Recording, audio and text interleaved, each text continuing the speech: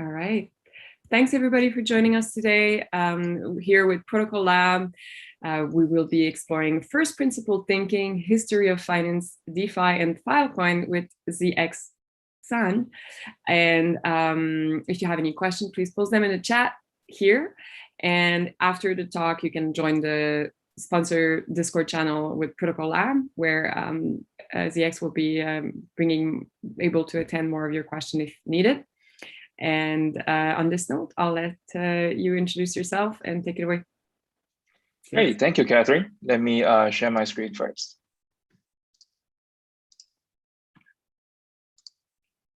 Great. Let's see. Can we all see it? Yes, it's all good. Great. Awesome. Thank you. Hi, everyone. My name is ZX. I'm very excited to be here at HackMoney. I lead crypto economics lab at Protocol Labs, and today I'm very excited to talk about first principle thinking, history of finance, DeFi, and Filecoin. I want to share some kind of mental model to how we think about new application, new use cases, new protocols as we enter this hackathon, and hopefully there are some like new ideas and opportunities that we get to explore during the hackathon from this talk. Before we start, I want to just have a quick advertisement about my lab. Crypto economics lab is hiring. We really work on crypto economics is a pretty young and emerging field, and then we work on at the intersection of like network science, statistics, game theory, resource allocation, OR, graph algorithm, market design, also institutional economics and governance. And then we are really hiring for these 3 roles: data scientist, protocol engineer, research scientist. So we hope to do like research in this, like pretty push the boundary forward in terms of our understanding of crypto economics and emerging markets. And then we get a prototype and build many of these new interactions and with the capacity to really understand, analyze data from live networks. So if you're interested, check out our website, feel free to apply. And with that, let's get started. So why first principle thinking? So I think we are in a very fortunate space that we get to define many of these new protocol, new interaction, new foundation of many of these new networks. First principle thinking really is about like breaking down problems and observation into these like fundamental building blocks, and we will reassemble them into reassemble new possibilities based on our goals, right? Like it kind of requires us to ask what are the assumptions, and what is the fundamental thing that is really driving these changes. And I think like a lot of the social norms and rules that we are very accustomed to today, they are kind of formed over the years, right? They are not where they are today, just like out of thin air, right? It's all context and path dependent. Sometimes we might get boxed into a certain way of interacting with certain things, unless really drill down deep into like what is the goal, what is fundamental thing that something is doing, and how can we assemble new interaction? What are the new building blocks that we have at our disposal? And as we build this infrastructure for both like social, technological, and financial networks, I think having really solid reasoning goes a super long way. And so far, at least in the case of like crypto economics or Filecoin, it has been really useful for us in reasoning, in coming up with new designs and reasoning about how the dynamics, and help us to design like new networks and protocols. And the next question here is like, okay, so why do we care about history of finance? Well, but I feel like at HackMoney, I kind of feel obliged at least spend some time talking about history of finance. But of course, I'm not a financial historian or economic historian. This has just been something that really fascinates me, so I hope to share that with you. And as we hack on the next generation of finance and money, we get to look back and see how things has evolved, right? Like what problems of finance solve, what's the trajectory, and why is it useful, and that hopefully give us some answer about what's next. But as I mentioned, right, like maybe at the end of this talk, the takeaway is, oh, like it's actually all made by humans, and we are really fortunate. We are at the onset of charting the next chapter in history. That's a pretty valid outcome as well. So overall, that's the goal. Talk about financial history, understanding from first principles, and then I want to talk about how DeFi and Filecoin really go hand in hand, and how can they, and there's so many new opportunities that's possible at the intersection of like DeFi and Filecoin. One more thing, right? Like finance is a really broad topic, right? Like it's history of finance can mean many different things. So it's pretty much unrealistic to cover that all in a 30-minute talk. So I'm going to do something really brief and rather just scratching the surface to talk about different kinds of markets, different kinds of structure mechanism, when they first appeared, what are they used for, and what are some of the milestones in that development. So first, to start off with credit and debt, right? These are the earliest form of finance and existed pretty much in early human history. And the big part of credit really reduces transaction costs and creates this economic expansion. Like we saw example when like in island of Yap, I believe, where people transact with like rhinestones, right? Like for those really big rhinestone, people just basically mark the record of transaction instead of really carrying the coin. And then as trade expanded, merchant banks and credit network were developed around the world, basically at different boom and bust cycles to really facilitate this transaction and provide liquidity. And that is a key thing of like credit. And in the modern world, access to credit has been really powerful for social mobility, as evident in many of the microloans experiment that people have pioneered. Insurance, right there, insurance is another big part. It also took form in a very early human history in different kind of community, whether they are guilds, co-ops, merchants, military, even. And I think the real thing here is like the risk and uncertainty in the real life can be really daunting. And how do we really pull together and mitigate individual risk exposure? And I think like as we have seen today, like we have various kinds of insurance. It's pretty much like in every aspect of our life. And then bond, which is one of the largest market in finance, well, rather it's the largest market in finance. Actually, no, one of the largest market in finance. So there are different phases, and it really started off with like raising money to fund wars. And even though like that's no longer the case today, but that the whole structure of bond has kind of persist, right? Like you really differ by a few parameters in terms of principal, maturity, yield, coupon, and quality. And then you have different ways of really distributing, calculating the yield, distributing the coupon, and then there's different underlying and so on and so forth. In terms of equity and stock, where equity really started formally in a public traded form in early 1600s, when sea voyages and expedition in the new world is at its prime, right? Like back in the day, it was a really high risk venture to really do this kind of exploration, but it's also really high return. So Dutch East India Company issue this like first public traded equity of their company to really shoulder the risk and also allow like individual investors to share the return. And that became really popular. And then there are many boom and bust cycle of the stock market. I'm sure people have heard of them. And then in the late 1700s, this is like 24 brokers came together to sign an agreement, which later then became the New York Stock Exchange. This is quite interesting. In some way, if you put up the Web3 lens, it's like, oh, 24 crypto bros came together, enter into some kind of DAO structure with some kind of governance, kind of constitution of some kind of agreement that govern how this market should work. And then as they iterate, then they then formalize that into the New York Stock Exchange. And then I think in the 1970s, electronic trading really turbocharged this whole like the trading space by using like electronic trading platforms and settlements, and that creates a whole new different kinds of market that we see today in equity. And then there's also derivative. The first recorded derivative actually back in ancient Greece, which is also very interesting, right? The philosopher is speculating on the price of olive oil. So I guess like this philosopher also enjoy yield farming today in the DeFi land. And also broadly speaking, derivatives are contracts that really derive value from underlying, and then they're mostly used for hedging and speculation. As a fun fact, McDonald's chicken nugget may not have existed if not for this kind of derivative contract that allow business operation to really hedge and manage the risk of like price volatility risk, which we do see a lot in crypto markets today, which we'll talk about again in later part of my talk. Commodity is another one. It first appeared like pretty early, and then people started like setting like standardized contract that will be delivered. And this kind of forward contract, similar to the soy and corn future that was used in the McDonald case, were really used as a hedging and speculation instrument as global trade expanded. And then Chicago Board of Trade was founded later on, and that created futures exchange traded futures. And what that does is really bring standardization on product variation, and that brings a ton of liquidity to the whole commodity market.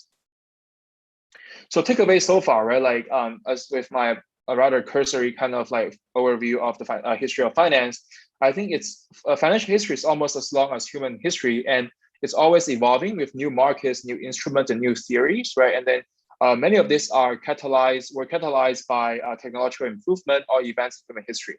And really, it's that uncertainty in real life, right? Like as a business owner or as like an individual, as a participant in various economies, that uncertainty it's scary. And then like we want to be able to find ways to be able to manage that risk. And that's the core of value prop of finance brings to the table.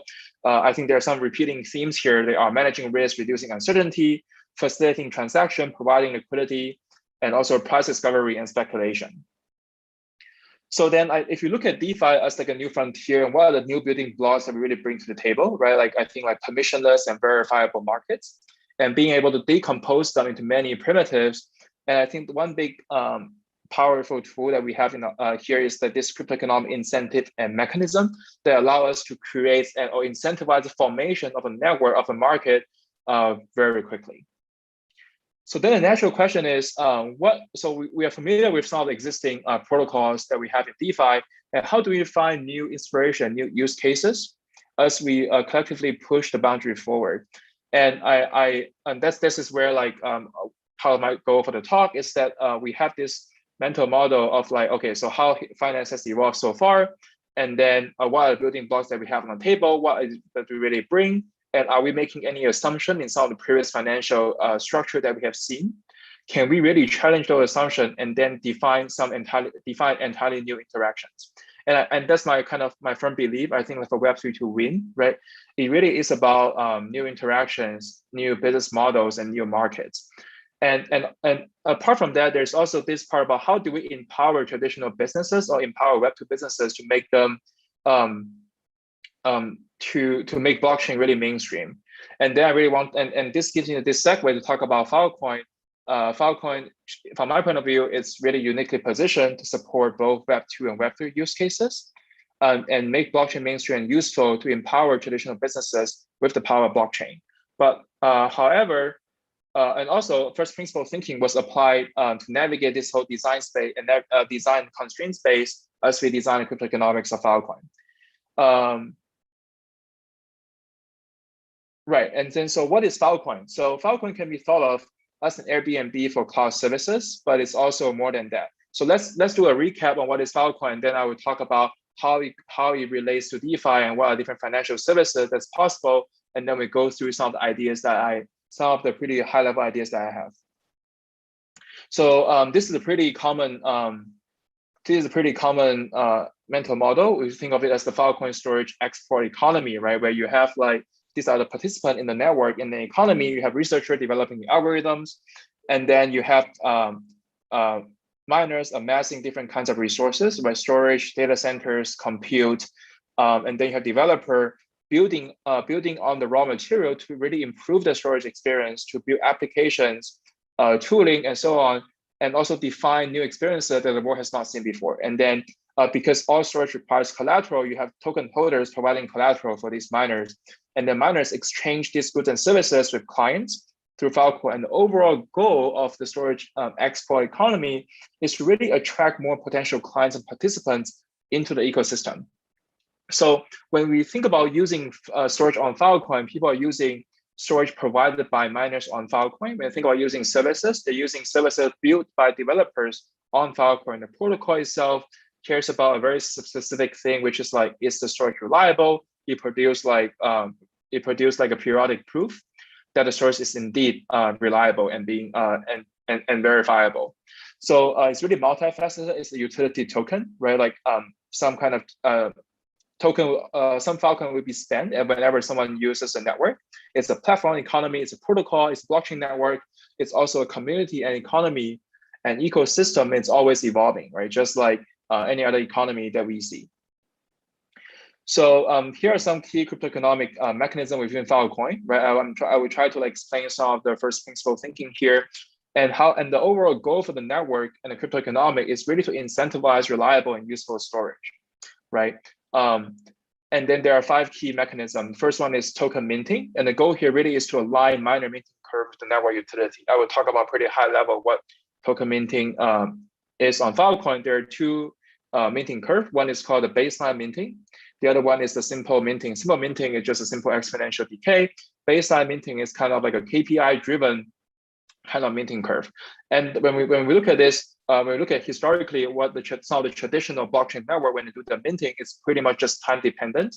That create pretty bad incentive, right? Because you mint the most tokens when the network is at least mature, and then and then that may not create strong enough incentive for participants that are joining the network later on, right? But however, we keep both because the simple minting in the Bitcoin style, like, just basically means on a fixed schedule, a fixed amount, right? That creates a counterbalance in the events of shock. So that's why you want to have the good parts from the simple minting. At the same time, you also define a KPI. Right now, the KPI is close to 3 exabytes starting from Genesis and growing and double every year. So for the Filecoin network to reach its maximum minting potential, it needs to reach like 1 yottabyte in 20 years.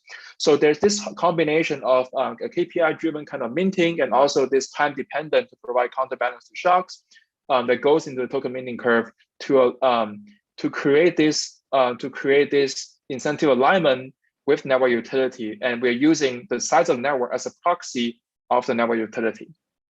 Next one is token vesting, right? Like all block rewards, the goal here is really to align stakeholder with the long-term behavior of the network, right? All stakeholders have some form of vesting since Genesis, and all the block rewards, 25% of that is immediately available to miners to provide cash flow and liquidity, and 75% of that will go through a 6-year linear vesting period, right? So, and this 25 versus 75 is not random, right? We did lots of analysis to understand what's the impact, right? We want to provide liquidity to the miner because that's really key to the profitability and operation of the mining business. But at the same time, we want to make sure that miners are aligned with the network in the long term, right?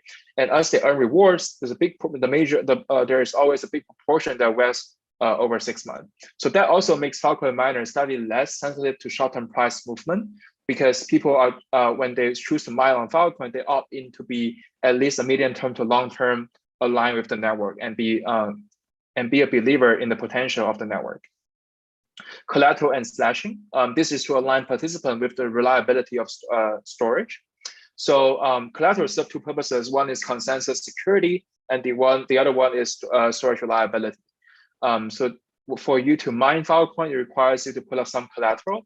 For the storage collateral, that is expected 20 days of block reward. That is also not random, right? Like we don't want that to be too high to be a deterrent to mining, but that should be substantial, such that miners have a very strong incentive to maintain the data on the network. Next, we have Filecoin Plus, which is a pretty groundbreaking thing in all crypto and all institutional economics and governance. It aligns participants with useful storage by adding a social consensus layer on top of the purely resource-driven network. So it's a decentralized kind of DAO structure where you have a decentralized network of notaries that brings in clients, that notarize clients, and then miners who store the deals from this client get a 10x in their storage power, which increases the chance of them winning more block rewards. We will talk more about this in a moment as well, but this creates a strong incentive towards like servicing like useful data, useful deals on the Filecoin network. And then lastly, network transaction fees. We adopted Ethereum's EIP 1559. So this aligned token supply with the network usage, right? Like and the base fee really is the reflection of the supply and demand of using the network. So far, I think right now the protocol has more than 83 million Filecoin locked in collateral, and then it has burned more than 26 million Filecoin in network transaction fees. But all in all, right, like given that I think the economic is set up to really align the participant with reliable and useful storage to really make blockchain useful, right? We talk about Web2 interaction. When somebody wants to store something, they can find a miner that stores them, or the Web2 interaction where we define this kind of new experiences and so on. But the volatility of cryptocurrency market can still be daunting for average users and even for miners, right? Because they are running a full-on operation. So this is where we can come in, and I hope to suggest some of these ideas that we can explore during this hackathon. So the first one, matching, we start from credit, right? Like I think Filecoin loan is a big one, right? Like loans are useful in shielding miners from token price volatility and also provide this return to token holders or lenders. right? And then you can also explore collateral-free loans, which are some form of credit that will be very meaningful for new miners in underrepresented region to get started. And then, as mentioned, right, receivable financing, block rewards linearly vest over 6 months, right? So this is very similar in traditional supply chain where you have this account receivable, then you can do financing on that to provide liquidity and improve cash flow. Payment and insurance, right? Payment bridges for client is a pretty common misconception that client may need, when they use Filecoin, they might need to weather the token volatility risk of Filecoin. That's not the case, because clients and miners can agree on deals denominated in fiat, and then clients can convert these currencies, other currency they like, into Filecoin. And then clients will no longer have exposure to the token price volatility. And storage and miner insurances, as mentioned, there's collateral and slashing, right? Like all the collateral, most of the collateral the miner put up are subject to slashing throughout the lifetime of the sector, throughout the lifetime of the mining process. So they have a very strong incentive to make sure the storage is reliable. But then again, right, what if it's, there's always some unlucky event that may happen, so that we incur a penalty, and this is where the insurance may come in. And then clients and lenders, right, they may also want to insure against the default risk or the credit risk of miners. This is where some of the insurance contract can be explored. Next up, we have financialization of data. We talked about that in the last ETHGlobal event. A big part here is like data bounties, right? Like you can have, so we can check out that talk for more detail, but the high level is Filecoin brings lots of scale to distributed storage, and there's also a verifiable proof on the storage on a periodic basis. So we can then bridge that with like different like smart contract platform, and then build different kind of like smart contract logic, right?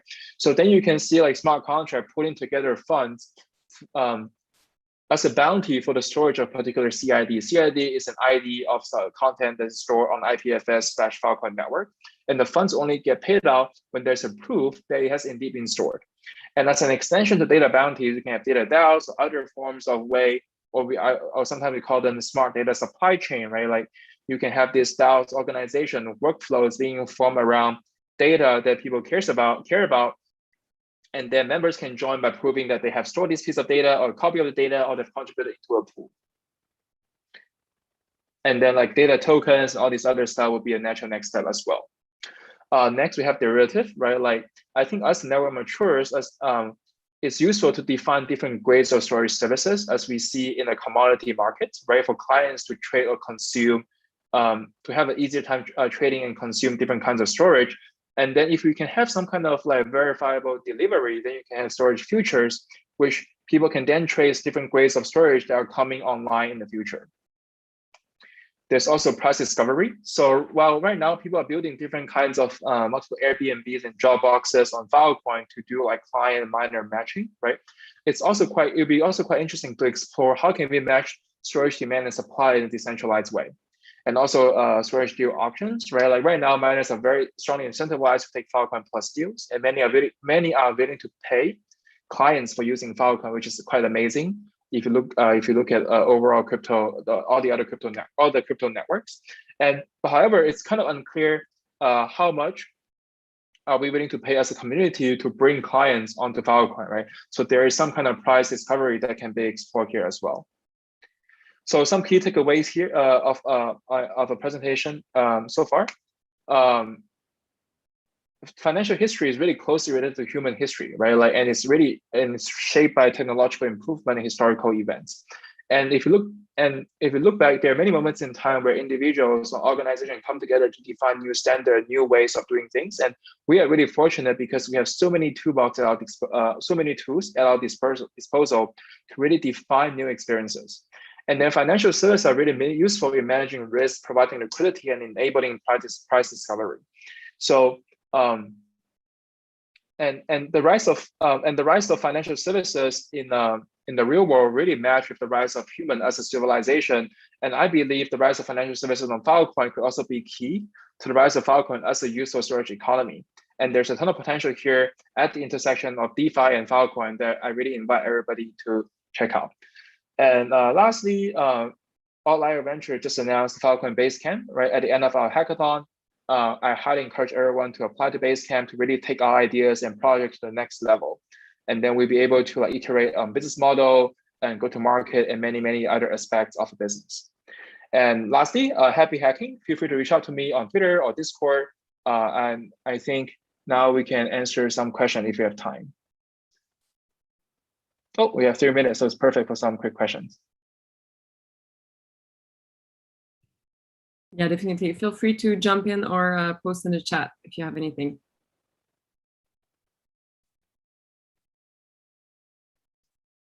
Let me quickly check on YouTube.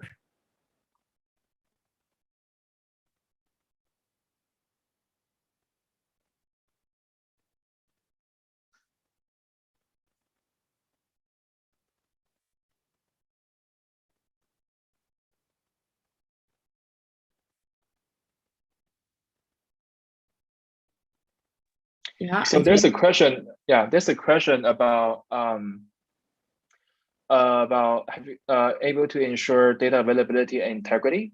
So well, depending on the context here, but just the Filecoin protocol ensures that there is a proof of the storage, right? Like that you can basically track for each. But when as a client, when you use the service of a miner, it's really like a kind of a one-to-one relationship, right? Like that really depends on the miner's service SLA, right? Like I think there's lots of room to build this kind of Airbnb-like services on top of Filecoin to provide a better UI and experience for clients.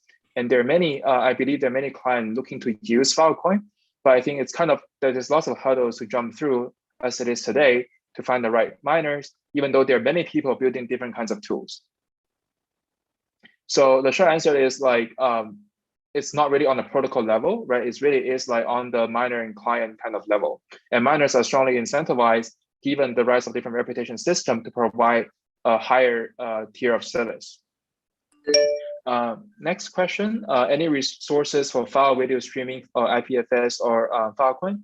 I believe, I think there's some work with Videocoin, Live here, and then there's also, I think Huddle was doing some kind of video conferencing on IPFS. I think there's lots of room there of building new business model as well, right? Like we stream videos and then we encapsulate them into like NFTs, into other different kinds of token, create new incentive for people to bring more content onto Web3.